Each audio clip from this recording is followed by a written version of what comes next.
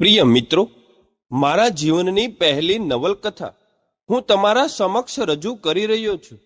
એક એવી નવલકથા જ્યાં પ્રેમ છે, રહસ્ય છે અને એક એવી યાત્રા છે જે કદાચ તમારું મન પણ છૂ લે. હું કહાનીકાર છું નહીં, પણ એક એવો મનુષ્ય છું જેને કહાનીઓમાં જીવવાનું ગમે છે. આ કહાની તમને ક્યારેક લાગશે કે જાણે તમારું પોતાનું કોઈ પાનું છે, અથવા કદાચ કોઈ એવી લાગણી કે જે શબ્દોમાં આપણે કહી શકતા નથી, પણ વાંચીને અનુભવીએ છીએ.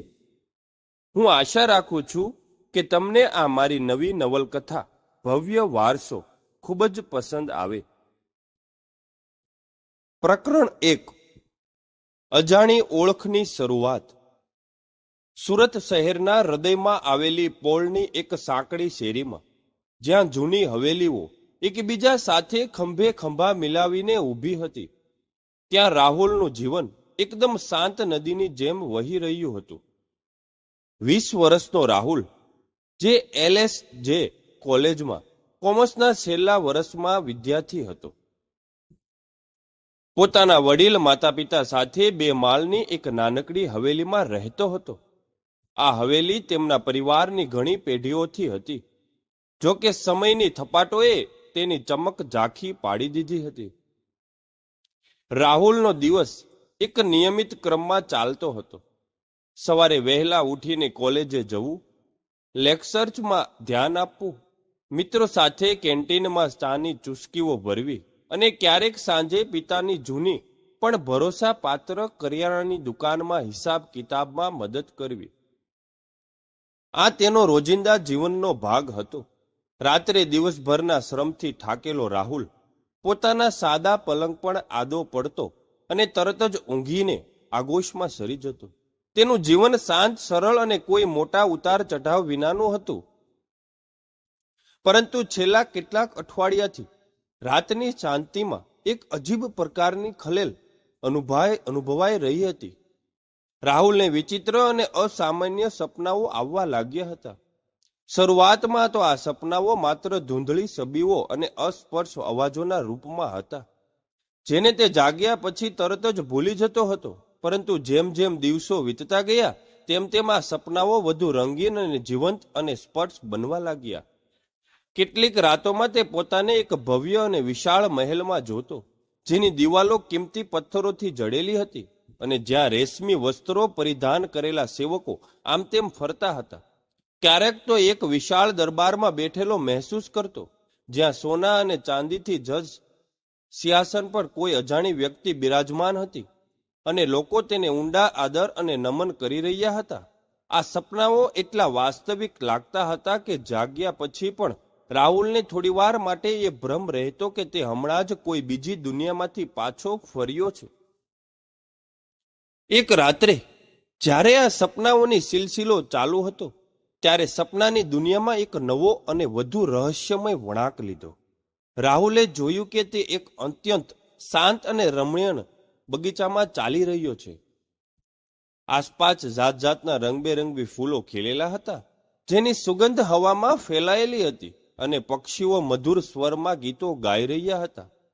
બગીચાના વચ્ચે એક નાનકડું તળાવ હતું, જેનું પાણી ચાંદીની જેમ ચમકી રહ્યું હતું. અચાનક આ શાંત અને રમણીય વાતાવરણમાં એક તેજસ્વી પ્રકાશ ફેલાયો. આ પ્રકાશ એટલો તીવ્ર હતો કે થોડી વાર માટે તો રાહુલની આંખો પણ અંજાઈ ગઈ. જ્યારે પ્રકાશ ઓછો થયો, ત્યારે રાહુલે જોયું કે તેની સામે એક આકૃતિ પ્રગટ થઈ રહી છે. તે એક વૃદ્ધ સાધુ હતા, જેમનું તેજસ્વી મુખ શાંત અને દયાળુ લાગતું હતું. તેમની લાંબી સફેદ દાઢી તેમના છાતી સુધી લટકતી હતી અને તેમની ચમકતી આંખોમાં એક અનોખું અને ઊંડું તેજ હતું, જે જાણો કે હજારો વર્ષનું અનુભવ સંઘરીને બેઠું હોય. તેમના શરીર પર ભગવા રંગના વસ્ત્રો હતા, જે સાદગી અને પવિત્રતાનું પ્રતીક હતા. સાધુએ રાહુલ તરફ સ્થિર નજરે જોયું અને તેમના હોઠ પર એક મંદ અને શાંત સ્મિત ફરક્યું. તેમણે ગંભીર પણ મંધુર અવાજે કહ્યું, "બેટા રાહુલ, તું મને આ જન્મમાં ઓળખતો નથી, પરંતુ તારો અને મારો સંબંધ ઘણો જૂનો થાય, એટલો જૂનો જેટલો સમય પોતે." રાહુલ આ સાંભળીને સંપૂર્ણપણે આશ્ચર્યચકિત થઈ ગયો. તેણે પોતાના જીવનમાં ક્યારેય આવા કોઈ તેજસ્વી અને પ્રભાવશાળી સાધુને જોયા નહોતા. એક ક્ષણ માટે તો તે ગભરાઈ ગયો ખણો, પરંતુ સાધુના શાંત અને પ્રેમાળ ચહેરા પરથી તેને કોઈ પણ પ્રકારનો ભય ન લાગ્યો. તેના મનમાં જિજ્ઞાસા જાગી અને તેણે પૂછ્યું, આપ કોણ છો અને તમે મારા વિશે આ બધું કેવી રીતે જાણો છો? મેં તો આપને ક્યારેય જોયા નથી. સાધુએ હળવેથી જવાબ આપ્યો. તેમનો અવાજ શાંત પાણીના પ્રવાહ જેવો લાગતો હતો. હું તારો માર્ગદર્શક છું બેટા. હું તને તારા ભૂતકાળની કેટલીક એવી કડીઓ યાદ આપવા આવ્યો છું જે સમયના ધૂળમાં દટાઈ ગઈ છે. તું માત્ર આ જન્મનો રાહુલ નથી. તારો એક ભવ્ય ભૂતકાળ છે, એક એવો વારસો છે જે સદીઓથી તારી રાહ જોઈ રહ્યો છે. રાહુલને તેમની વાત પર વિશ્વાસ કરવો અત્યંત મુશ્કેલ લાગી રહ્યો હતો. ભૂતકાળ? ભવ્ય વારસો? તે તો એક સામાન્ય યુવાન હતો જેનું જીવન સુરતની આ નાની હવેલી અને કોલેજના વર્ગખંડો સુધી જ સીમિત હતું. તેણે ક્યારેય કોઈ ભવ્યતા કે વારસા વિશે સાંભળ્યું ન હતું. તેના મનમાં શંકાના વાદળો ઘેરાવા લાગ્યા અને તેણે ખચકાતા પૂછ્યું, મારો કેવો વારસો? મને તો કંઈ પણ સમજાતું નથી. શું આપ કોઈ ભૂલ કરી રહ્યા છો? સાધુએ ઊંડો શ્વાસ લીધો, જાણે કે તેઓ કોઈ દૂરના ભૂતકાળમાં ખોવાઈ ગયા હોય. પછી તેમણે ફરીથી બોલવાનું શરૂ કર્યું. તારો જન્મ એક એવા પ્રતિષ્ઠિત અને શક્તિશાળી પરિવારમાં થયો છે જેણે એક સમયે મુંબઈ શહેરમાં ખૂબ જ માન સન્માન અને અપાર સંપત્તિ મેળવી હતી. તેમનો પ્રભાવ એટલો હતો કે લોકો તેમના નામથી પણ પરિચિત હતા. પરંતુ સમયનું ચક્ર ફર્યું અને એ પરિવારની કીર્તિ ધીમે ધીમે વિસરાઈ ગઈ. હવે એ ભવ્ય વારસો જે સદીઓથી સુરક્ષિત રાખવામાં આવ્યો છે તે તારી રાહ જોઈ રહ્યો છે. તારે એને પાછો મેળવવાનો છે બેટા. રાહુલને આ બધું એક અવિશ્વસનીય કહાની જેવું લાગી રહ્યું હતું. મુંબઈ, અપાર સંપત્તિ, આ બધું તેના વર્તમાન જીવનથી કેટલું દૂર અને અસંભવિત હતું. તેણે આશ્ચર્ય અને મૂંઝવણ સાથે કહ્યું, પણ હું તો સુરતમાં રહું છું. મારો મુંબઈમાં કોઈ નથી. મારા માતા પિતા પણ અહીં જ રહે છે અને તેમના કોઈ સંબંધીઓ મુંબઈમાં નથી. સાધુએ ફરીથી સ્મિત કર્યું. તેમનું સ્મિત વધુ રહસ્યમય લાગતું હતું. તેમણે કહ્યું, ત્યાં તારા લોકો છે બેટા. તારા પાછલા જન્મના પરિવારના સભ્યો હજી પણ મુંબઈમાં વસે છે. ભલે આ જન્મમાં તું તેમને ઓળખતો ન હોય, પણ તેઓ તને ઓળખશે. તેમના લોહીમાં તારા પૂર્વજોનો અંશ છે અને તેઓ તને તારો હક પાછો અપાવશે.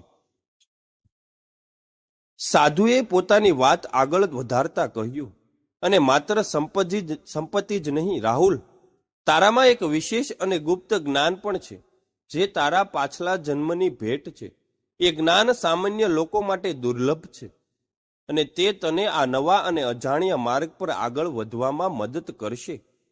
તારે માત્ર એ જ્ઞાનને ઓળખવાની અને તેના ઉપયોગ કરવાની જરૂર છે. ધીમે ધીમે સાધુની તેજસ્વી આકૃતિ ઝાંખી થવા લાગી. રાહુલ ગભરાયો અને તેણે પોતાના હાથને લંબાવીને તેમને રોકવાનો પ્રયત્ન કર્યો, પરંતુ તે નિષ્ફળ રહ્યો. સાધુનો શાંત અવાજ દૂર થતો ગયો, જાણે કે તે કોઈ દૂરના પહાડો પરથી ગુંજી રહ્યો હોય. મુંબઈ જા રાહુલ, તારો વારસો તારી રાહ જોઈ રહ્યો છે. તારે જવાનું છે.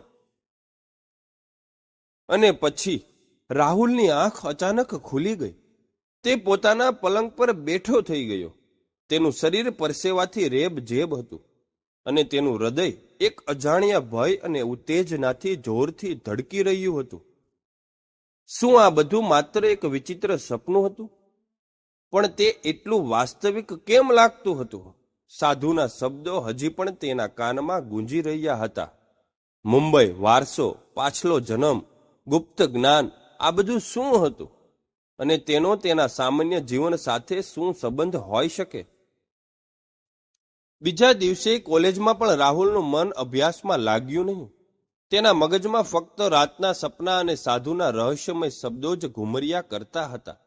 શું ખરેખર તેનો કોઈ પાછલો જન્મ હતો? શું મુંબઈના કોઈ અજાણ્યા શહેરમાં તેની કોઈ અપાર સંપત્તિ અને પરિવાર રાહ જોઈ રહ્યો હશે?